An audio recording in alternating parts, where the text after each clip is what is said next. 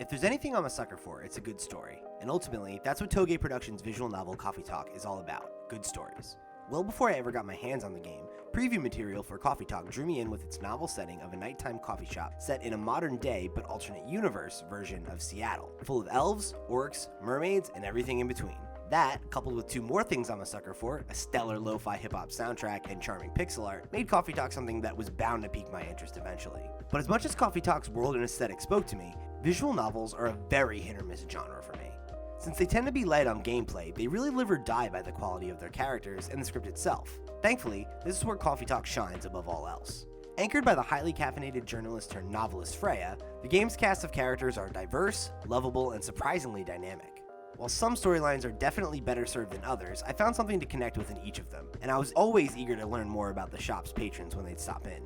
You may only get brief glimpses into each of the supporting characters' lives, but I think that only makes Coffee Talk's cast feel more real, and its version of Seattle feel more lived in. We get bits and pieces of what's going on in the world through character interactions and environmental storytelling, but there are corners and moments we're just never meant to see. The one place where Coffee Talk really stumbles is in its drink-making gameplay. At its best, it's a distraction. At its worst, it's an active impediment of the game's best quality, its story. As soon as I realized how well I prepared drinks would impact my friendship with each character, I immediately looked up a drink guide for anything that wasn't obvious. If the gameplay of making drinks wasn't compelling to me, why risk not advancing a character's storyline as much as possible? My decision to cheat my way to a better ending proved to be the right one for me, because during our Game Club podcast discussion, I realized that my co-host had missed out on certain scenes and even gotten a less positive outcome from one of the key characters' stories because of their failures as a barista. I think the game and its story would have been better served by allowing you to make meaningful dialogue choices, rather than having story beats impacted by what often amounts to a guessing game. Thankfully, Coffee Talk's cozy atmosphere, colorful cast of characters, and personal stories that artfully tackle heavy themes like mental health, generational bigotry, and love, both familial and romantic, were more than enough to outweigh the shortcomings of its gameplay. In a hectic year where all I want to do is visit a comfortable coffee shop where everyone knows my name, Coffee Talk was the perfect companion on a lazy Sunday morning. It's a game I was charmed by throughout, and one I'd recommend to anyone who likes slice-of-life stories, quality pixel art, and a soundtrack that'll get stuck in the back of your head. Seriously, go listen to that soundtrack. Coffee Talk was an experience that I won't forget anytime soon. In a time of global uncertainty, Coffee Talk hit a lot of relevant notes about current social issues while also providing a narrative that was interesting and charming while not taking itself too seriously. One of the main characters, Freya, was particularly relatable to me because of her constant struggle with writer's block, which as a games journalist happens more than one may think.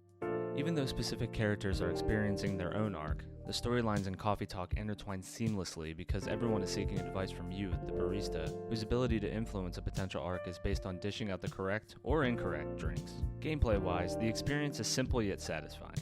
One wrong brew could change a character's attitude towards you, even if they don't send the drink back. You need to remember recipes and regular drinks for your regular customers, just as if you're running your own shop. Coffee Talk opened my eyes to coffee and tea recipes that I did not know even existed, and it gets me excited to give them a try here in real life. Overall, my experience with Coffee Talk was nothing but positive. The music is relaxing, the gameplay is satisfying, and the narrative is relatable. Although it was a bite-sized experience, it's one that will stick in your head for a long time. This experience left a lot of room for Toge Productions to explore the world of Coffee Talk even further down the line, and I hope they do. Coffee Talk was an absolute joy to play from start to finish. The characters, despite being werewolves, elves, and more, felt incredibly real, which is a testament to the game's writing. I became genuinely invested in their stories, which ranged from relationship drama or trying to write a novel to navigating the problematic music industry as a young woman. A great feat was achieved in how these 2D pixel art characters are made to be so expressive, the way heads bow when someone is sad or how shoulders move when someone is trying to disguise their laughter. These small animations conveyed a huge amount of emotion, adding a new dimension of character that couldn't have been achieved through writing alone. The game strikes a perfect balance between being funny and serious. It discusses various important social issues such as immigration, racism, and even a zombie virus outbreak through a great cast of characters including a vegan vampire and a police officer that seems to take one too many coffee breaks on the clock. The game depicts an all too familiar fantasy Seattle that doesn't so much subtly draw parallels to the real world, but actively encourages the player to consider these issues in their real life contexts. The gorgeous pixel art style and the charming story is accompanied by a fantastic lo-fi hip-hop soundtrack that I had actually already been listening to on Spotify for months before even picking up the game. These combined to give a perfect, cozy coffee shop atmosphere that made it really difficult to put down the game sometimes. My one gripe with the game is that the coffee making gameplay felt a bit lackluster. This sounds like a big issue in a game that is essentially a barista simulator, but it definitely wasn't a deal breaker. Taking the time to guess at ingredient combinations and carelessly drawing a shoddy latte art ultimately felt like a small price to pay to enjoy the game's fantastic art style, music, and writing. For anyone looking for a short, cozy, story-driven game to dig into, Coffee Talk is definitely worth your time.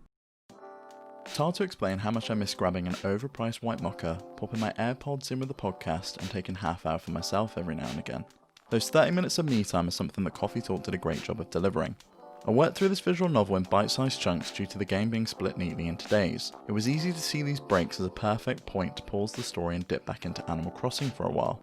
I found it lovely grabbing my Switch out of the dock, snuggling up on the sofa next to the window and listening to the rain while Freya poked her nose into someone else's business for the 1000th time. In that sense, Coffee Talk is very much like reading a good book, and as an impatient reader it's a good thing that the quirky characters and story arcs hooked me early on. I loved following Freya's career change from local journalist to book author. I felt like it was the perfect excuse and catalyst for revealing the game's other characters' stories.